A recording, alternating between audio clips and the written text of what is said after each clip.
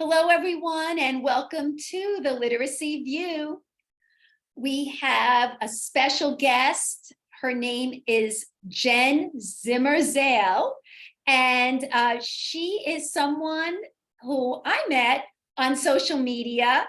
And I'm going to turn it over to Jen to have Jen introduce herself. So that we could learn about her, because I'm just learning about her experience now as well. Welcome, Jen. Thank you so Welcome. much. Thank you. Thank you so much for having me. So my name is Jen, and actually my maiden name is Zimmer, and my married name is Zale. But some people think I'm just Zimmer Zale, so I go by that. I have been in education for 23 years. Nice. I taught first grade for 11 years, and I was a reading specialist for 9. And this is my third year being an elementary literacy leader for Kettering City Schools. And I've been through a lot of schooling. I have my master's degree. I've gone through a lot of training. I'm always learning more. What? And you have a business as well on the side.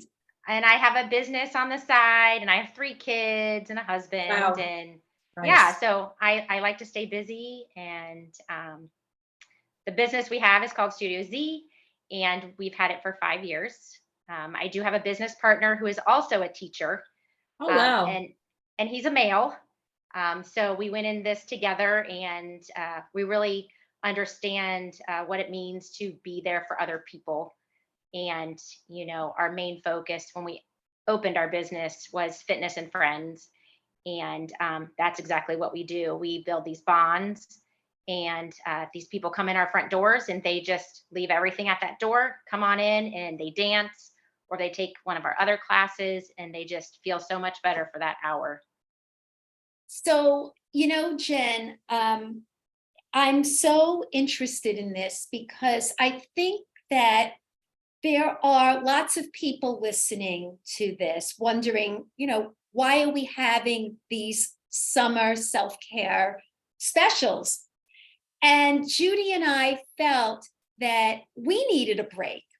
And we needed a break from the research, from talking about just reading and intervention, but not to move away totally from reading, but just as a way to give ourselves a mental break, a rest. So I guess I want to just throw it out to you.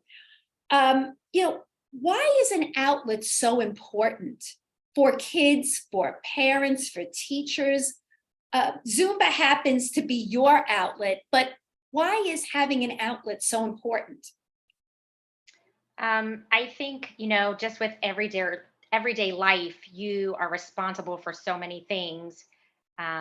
Especially, if you have kids and you have a full-time job, and you're running around trying to take care of everybody. And if you don't have an outlet, and if you don't take care of yourself, how are you going to be good at all those other pieces in your life?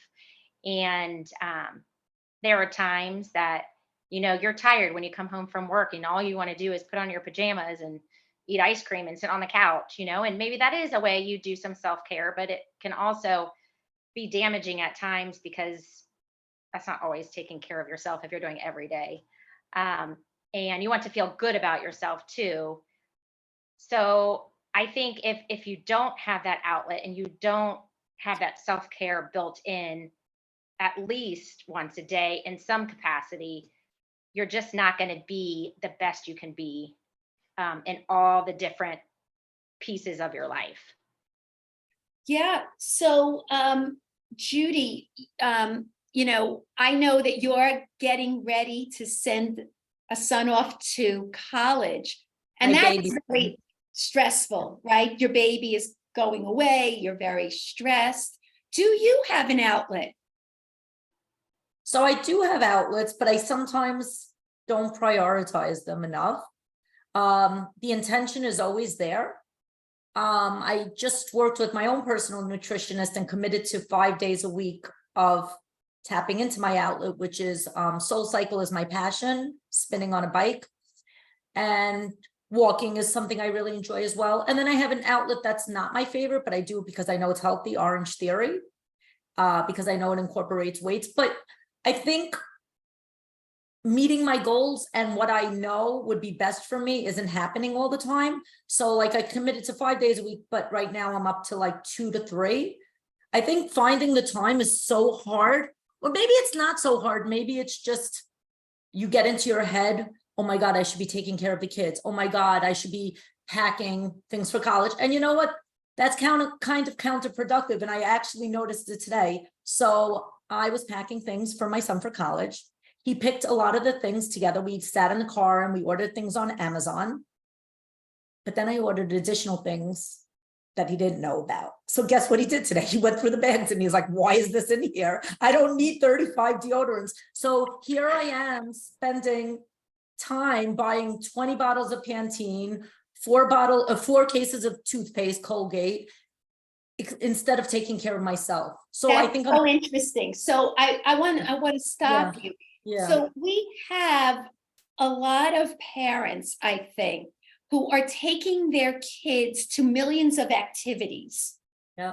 Right? They're running to soccer, they're running here, they're running there, they're always running, knowing that an outlet is important for their children, but they're not really taking that time for themselves. So Jen, do you see a lot of parents in your studio who really struggle to make time to get themselves there? Yes, at times, but I think, once they walk in our doors, they know how they're going to feel when they leave. Yeah. I had a member the other day stop me and she said, "Will you please tell will you please tell Stacy that I really enjoyed her class today? I came in here and I had a really bad day and I was crying.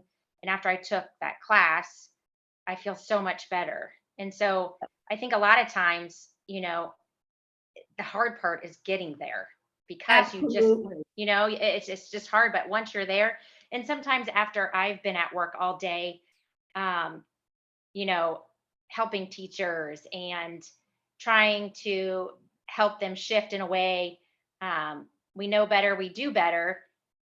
It's very exhausting. It's very stressful. You're really hard on yourself. Am I saying the right thing? Am I doing the right thing? Am I listening to their feelings? Am I validating them?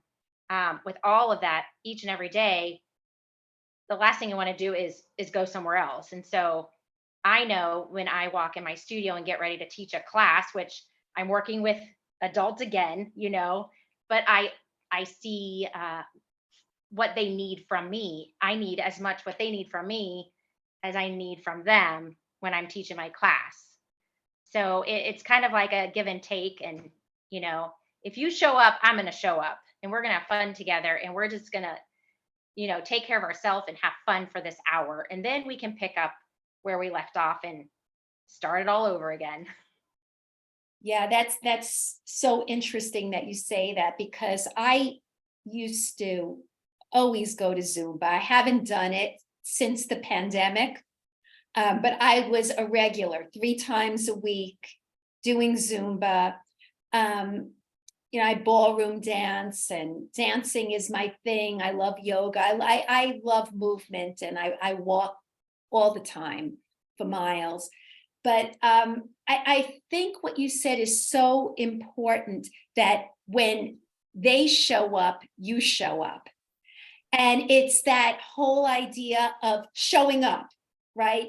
That's the important thing, taking that first step to show up, to be there, because it is hard to make time for yourself.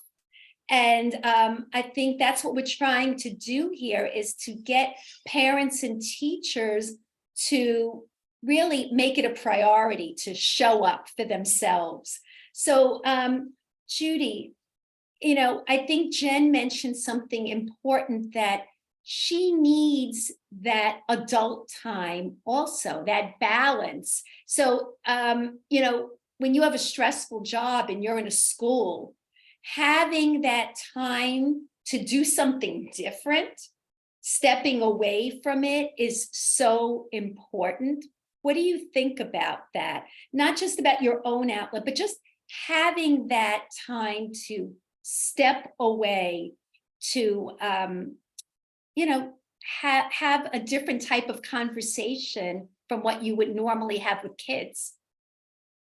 So yes, 99% of the time I'm thinking about my kids and literacy. In general, I think it's easier said than done, if I have to be honest. So like you look at a lot of studios, like exercise studios, and they'll have these classes that start sometimes 8:30, 7:30. Well, that just doesn't work, right? I have to be on the Metro North commuting to work as a literacy coach. I'm on the train at 6:22, so I missed the boat there, and I love working out. However, listen, I have a Peloton in the house. I could easily get up at 5:30 and get on that Peloton. But I think the energy of being in a class and in a different environment, not near your kids, not near your husband, not near your partner, is so special, because Yeah. you're in a room, like Jen said, the energy, you see everybody's looking good and everybody's pumping hard. And then, then there's the after work feelings, right? Should you tutor to make extra money for your family? Should you be cooking dinner right now? Should you drive to the gym? That's going to take some time. So I think it's about like making priorities and creating those habits. But it's really like the hard part for me, and I know it's probably hard for a lot of people, is that motivation piece of like figuring out, what do I do now and what's the most important thing that's going to impact yourself. But then there's these feelings of guilt that could stir up as well. Yeah, so Jen, we had Jake Sussman on, and he talked about the importance of an outlet. He's somebody who has mentors, and he works with them and trains them to work with children to build self-esteem and confidence. And he talked about this idea of having an outlet, that it's so important for kids, especially kids who struggle in school. Do you do any types of children's classes in your studio, or is it all for adults? So we do have aerial hammocks. So if you think Oh, about like cool. the aerial silks, we don't have the two that come down. We have the basket, and we actually have quite a few kids who take the class.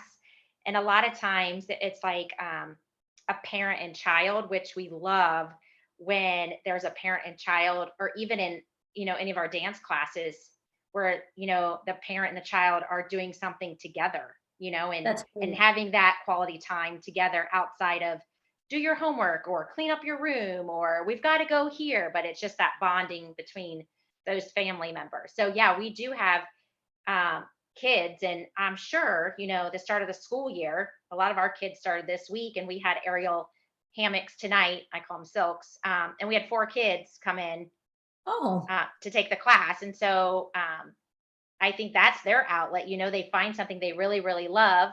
They do it with their siblings as well.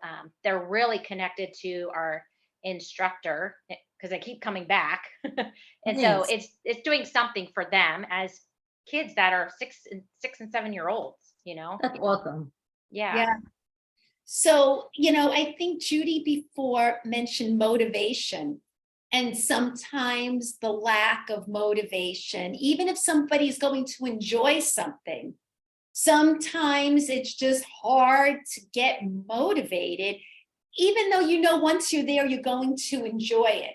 Do you have any tips for people, Jen, about getting to an after school activity, or just walking through the door and showing up, as you said before? Well, we do a lot of work in our teaching and learning department about burnout. And so every time we have our teaching and learning meetings, we talk about burnout, and we have to go, our favorite thing, go around the room, and our assistant superintendent makes us say, what are you doing to not create burnout for yourself? Oh, that's great. Yeah, I mean, it is so good. And I'm gonna steal that one from you, Jen. I'm gonna wait. I have to write that one down. it, it is so good because we know each other's personalities, and we almost know what each other is going to say. And then it surprises you a little bit. For me, I'm go, go, go, go, go, go, go. Yeah. And I'll say, oh, I'm not going to be burnout. And they all kind of look at me like, it's going to happen. You have to take care of yourself. So what are you doing? And I have to think really, really, really hard what I'm doing to make sure that I'm not burnt out. Um, so first of all, you have to really kind of just think about, you're important. You're important enough to take the time to almost be selfish a little bit and not worry about other people in your life if you're going to, let them down, or they're going to be upset because you decided not to go to dinner with them or whatever. It's all about you and your boundaries and what you're doing for yourself. And if you don't put yourself up front, which is very, very hard to do for a lot of people, it took me years. We had a family crisis just 2 years ago. Faith, I don't know if you saw that piece on Facebook, but I had to really learn what it meant to take care of myself because of what I went through on a personal level. And I had to learn what self care was. So I didn't always have it. No way. Even when I had the studio, because I would get subs to take my class. I didn't want to teach. I could barely go to work. It was very, very hard. And so I had to learn about this self care piece. And it's almost like you have to believe in yourself. It's all this motivation talk, and that's where it comes from, knowing that I am good enough. It is about me, and it doesn't matter if someone else is bothered by it, because right now it's about me, and I can decide what that looks like for me. And it might be, I'm going to go take a nap, or I'm going to go buy a new shirt, or I'm just going to go sit outside and drink my coffee and not talk to anybody for 15 minutes. I need to really have you rub off a little on me, Jen. I think Maybe she could sprinkle some fairy dust on I you. think you need to sprinkle that talk. I think we all have our stuff. Judy, what about you? What are you thinking? It's kind of scary because like Jen's words are like exactly what my nutritionist, who actually has like a very holistic approach to everything. I don't even know if I could find it, but she had me record a self-affirmation that I am good enough, that I am important. She said it all stems from like that confidence and that self-esteem piece, and just like not valuing yourself. So that's something that even I'm working on. I mean, a lot of people know me and they see me as this confident, energetic person that's passionate about literacy. But, at the end of the day, we all have our own struggles, right? We all have things from our childhood, or guilt that we carry with us, or, working mom guilt.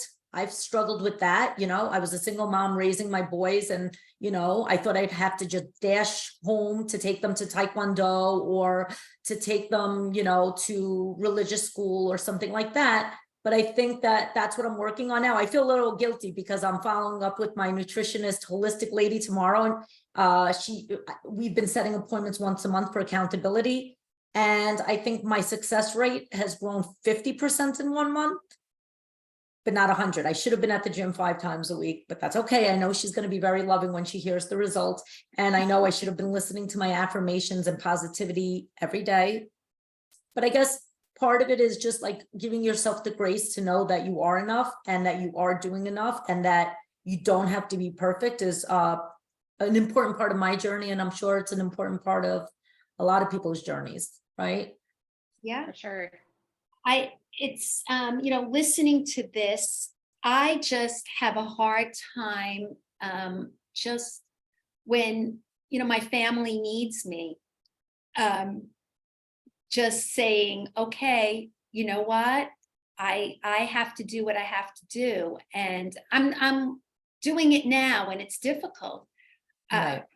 I'm part of that sandwich generation with elderly parents, and then you have other needs for your kids, even though my kids are grown, but you still feel torn. You're always in that that middle position of feeling, oh, I really should be there. I need to go check on them. I have to do this. I have to run and do that. And of course, I have to work. So it's really making that time to say, no, this is for me, and Yeah. not letting things get in the way. And I'm sure parents listening to this and teachers listening to And this administrators and researchers and whoever and it is, right? everyone, it's human nature. Yeah. So Jen, let's talk about your role in your school district. We were talking a little bit before about the stress of shifting from balanced literacy to the science of reading type of work. How is that going for you? And does your work as a fitness instructor and business owner outside help you with that? Yes.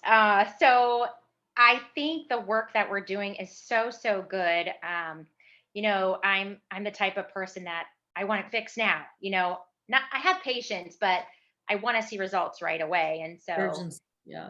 yeah, and I have to remember that this is going to take some time. Yeah. This is huge, and I talk about my story as a first grade teacher. Back in 2000, it was all whole language. I didn't know any better. That's how my kids All of were us. taught how to read. And I tell my story to my staff and say, if I could go back and teach them again and what I know now, man, I do it in a heartbeat. Those poor kids, I mean, I know they're okay. I'm still close to a lot of my kids that I taught in first grade, and they're adults now, and they're successful.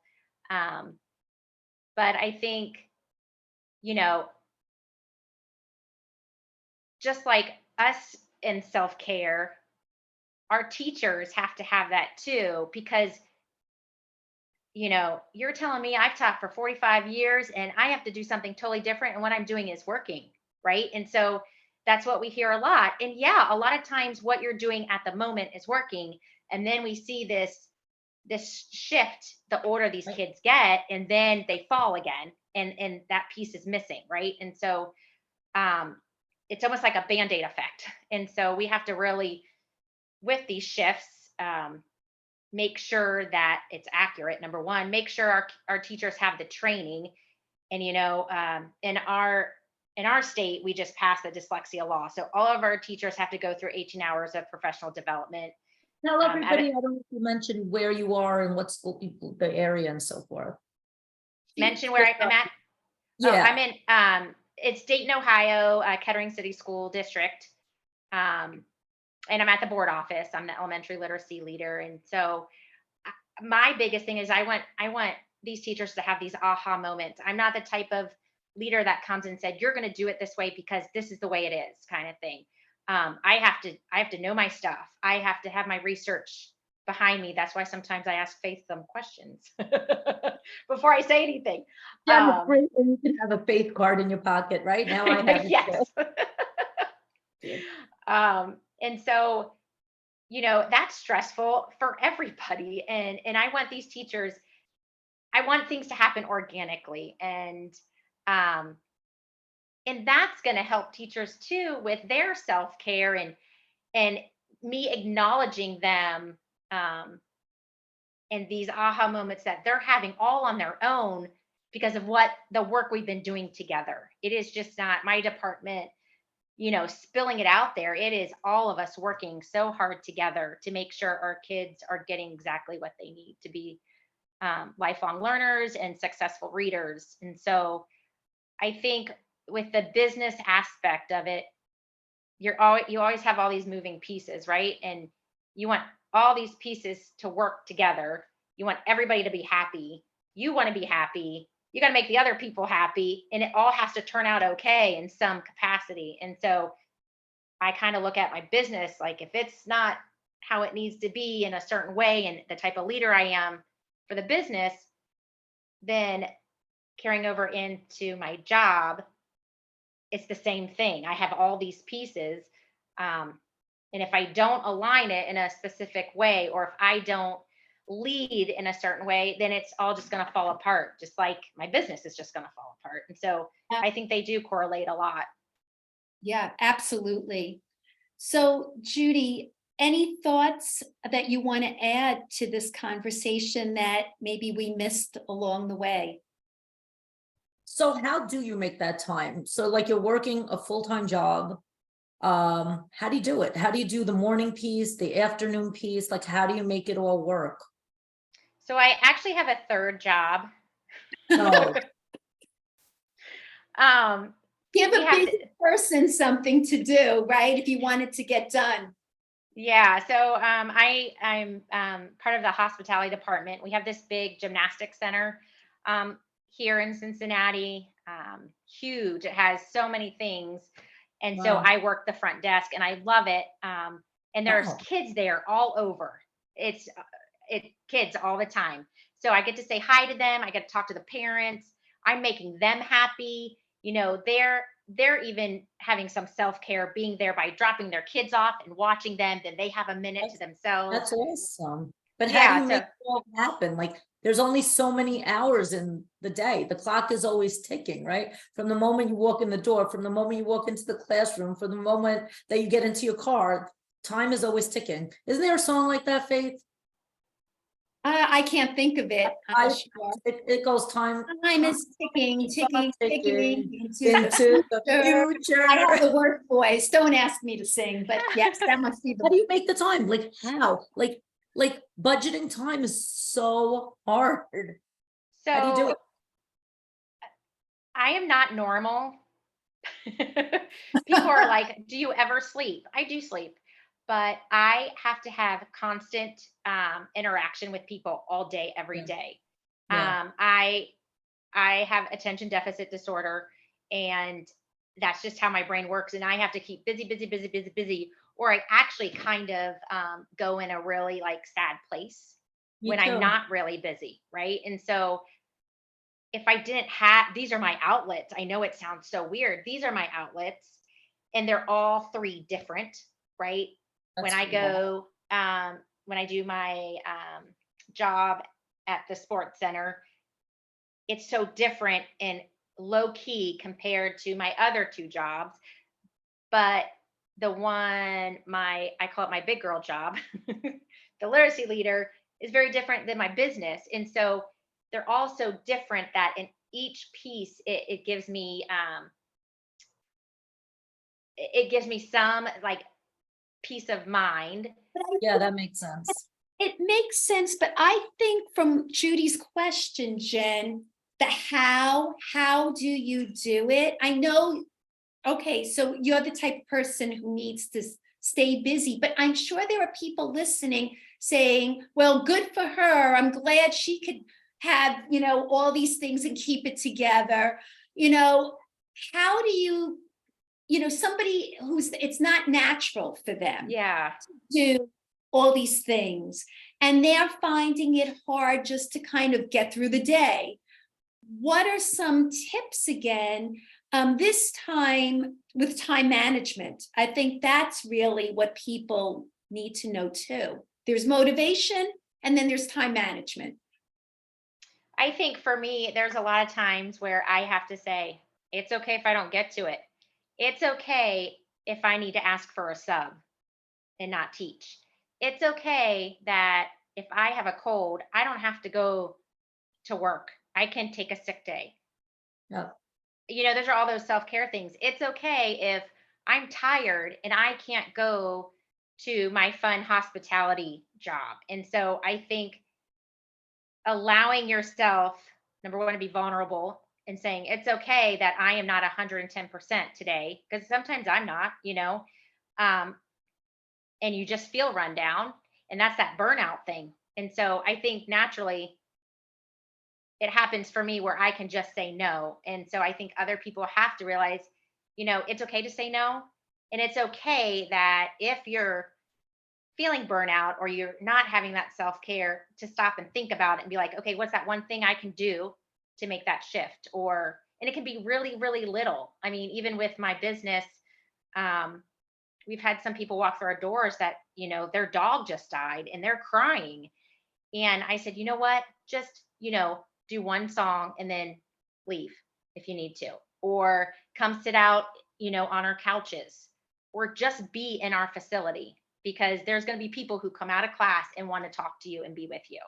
And That's pretty so, awesome that they have that a bit, chance to have that dialogue with you. I don't see that in that many gyms that I go to. Wow. no, and we're just a like a boutique studio, we're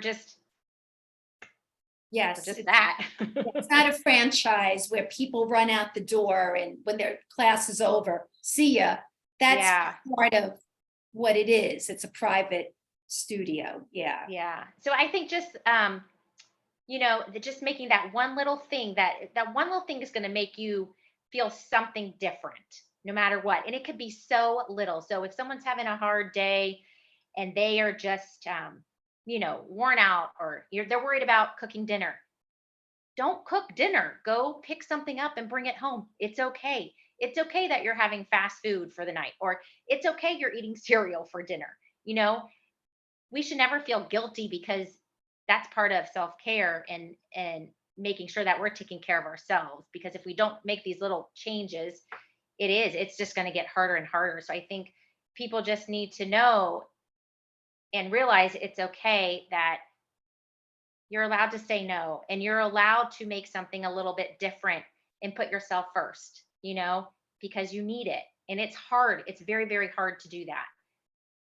And it takes a lot of time and effort. And that's why I think start really, really small and just make that one little change. It could be, you know what? I am not going to blow dry my hair today because I don't have time. But you know what? I don't care. It doesn't always have to look great. So I think it's just finding that one thing. So funny, Jen, that you say that. I'm sorry to chime in, but I actually have extremely curly hair, like extremely curly. And I got so sick and tired of buying beauty products and buying this gel. I go for blowouts. It makes my life so much better. I put on my shower cap. Listen, not every day is a good hair day, but at least it's okay.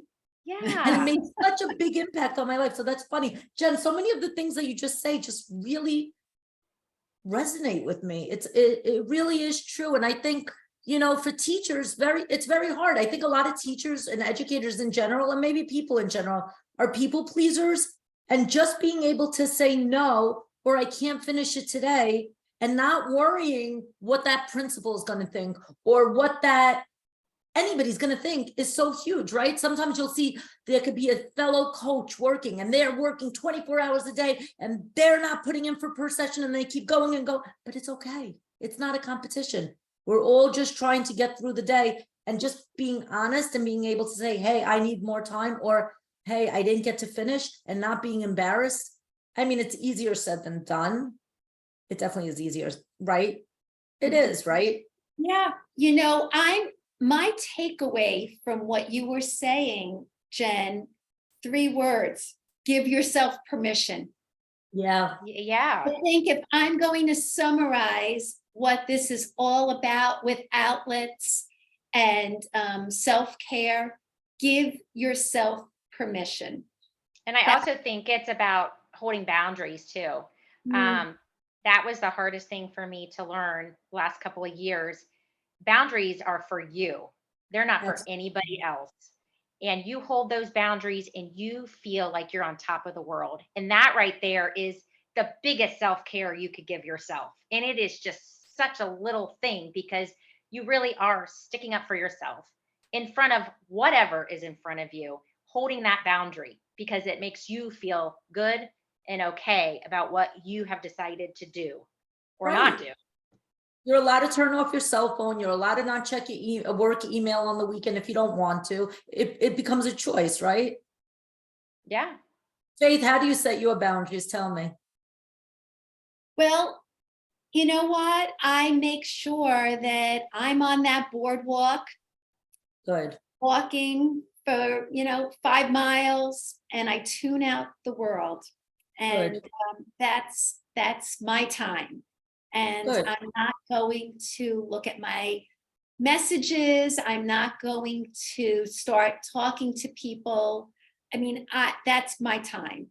So I really try to do that. Like I said, it's hard sometimes with so many responsibilities, but you have to be able to put yourself first, and know that that's important. And the people who love you want that for you.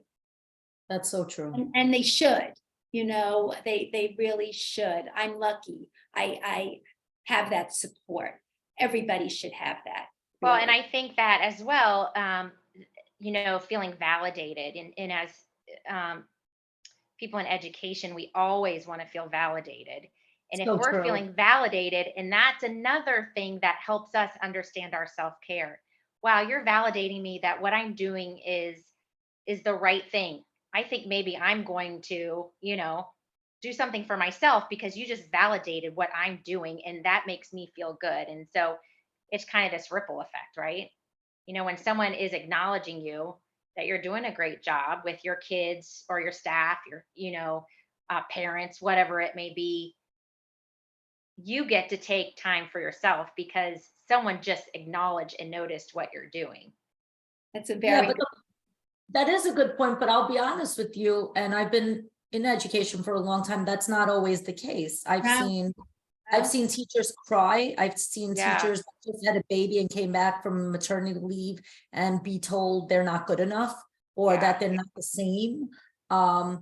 There's teachers that can't manage a class that has behavior problems and they're just left there struggling alone. I mean, I'm lucky I'm in an amazing place, but I know that not everybody's getting that validation. So how do you suggest you could move past needing that validation, maybe from your boss? Yeah, that's a good point. Yeah, I mean, just looking at the business, my studio, and then me as a leader, um, a lot of times through the business side, we have people emailing us saying, you know, I might be overweight. Can I take the aerial silks class? And I'm like, yeah, I mean, anybody can do it. And I so, love them. yeah, my job is to be like, I want to empower you. I want to empower you to come in and do what feels good for you, because then you're going to take care of yourself. And then in the long run, you're going to be doing, being the best version of yourself for whatever pieces you're doing in your life, being a mom, working, whatever, cleaning your house. It's the same as in school districts, that you've got to find the people that are going to validate you. And me as a leader, that's something I really work hard on, that I'm always complimenting my teachers. I had one call today and she was so excited. I could hear in her voice, and she's telling me all these things that she's working on. And I am just like, wow, that's amazing. And she called to tell me those things. And it was just really cool. And so certain people know who to go to because they're going to get that. Right. And Yes. so teachers who aren't getting it, or anybody in education who are not getting that, you have to find the people that give it. And there's always people who give it. You just have to find the right people. And I talk a lot about personalities, and the 5 love languages and all of that. Yes, And that, yes, yes. yeah, and that's part of self-care too, because if you understand yourself, you're going to be able to understand all the other people in your world. It's not just about your spouse or your significant other. It's about your relationships with who you work with, or who you teach. And so that plays a big part, because you've got to know your audience at all times, because not everybody is the same. Just like all of our kids are different, we have to do that with adults all the time. Jen, can I jump in? What are your 2 love languages? Just curious. Can you tell which one of mine is? Okay, I think it's definitely words of affirmation Yeah. and acts of service. Yes. Boom, me too. Yeah. Faith, That's did probably you get one? You know something? I never heard of that before. Oh, we have to. Faith's results are going to come out soon, guys. You're going to have to monitor Twitter and all those platforms. you're Faith, taking I'm the gonna send- test. Yeah, it's That's amazing. It's a Right game on your changer. phone now. You do it on your She's not- phone now. I don't give my information out to those games. I don't trust them. It's No, not this a is game. different. It's not. It's really You'll not. It's a love it. whole. You will. Yeah. It's All actually right. a game changer. It's interesting. I know this is off the record. My partner Paul would kill me, but his love languages, one of them is deeply different than mine. So it basically gives you tips on how to deal with somebody who's different. We both have acts of service in common, but his actual other one is personal touch. And I'm not about touch, I'm more about the words. I like nice words all day. Yes, I'm the exact same way with my spouse. Same thing. Really? Well, I'm Yeah. glad the two of you have this love language going, but We're gonna get your love language, Faith. It's not a scam. We definitely have to find out. I'm not even gonna be able to sleep tonight if I don't find out, Faith. so funny. All right, let's wrap up. Judy, any last questions or thoughts? All right, so I know this is not relative, but just curious. What do you tell people that are working out and they know that it's really healthy, but they're not losing weight and they're getting frustrated because people say that it's what, 95% diet or 90% diet and only 5% working out? What do you tell those people? Well, I tell them that it's just two different pieces of how to be healthy, and they're not equal. um, the working out part is building your insides and making those healthy, basically. But if you're not eating right, that's where you have to make the change. And it's true. And a lot of times too, with the exercise, if you're just coming 1 day a week, that's not doing much either. So you have to be in deficit of calories. So the only way to be in deficit of calories is to burn more calories. So then you have to rev up how many times you are working out or how I'm long you setting are. my alarm tomorrow morning. While Faith is taking the quiz in the morning, I'm at Orange Theory What I'm tomorrow. doing. Well, Jen, I just want to thank you for joining us tonight. This was so much fun. And honestly, you had some really practical tips that I hope people walk away and say, you know what, tomorrow I'm going to start thinking about me first. And and just do it, right? That's the point. You just have to do it. So I thank you for joining us. This was great. Did I miss anything, or did Judy miss anything that you would like to add, or last words? Well, I just want to say I wasn't always like this. So I don't want anyone to get the impression that um, my life is perfect or anything like that. It took me a few years to get to where I am today.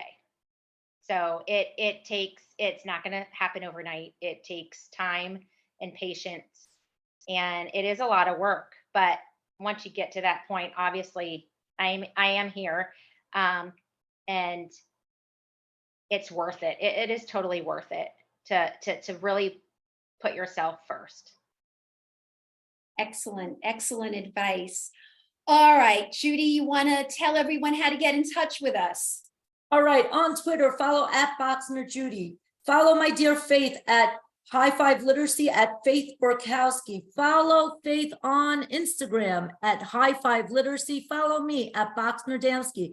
And then please join us and follow us on the Literacy View Real Teachers Letting Loose on Facebook. And also remember, we have a survey going.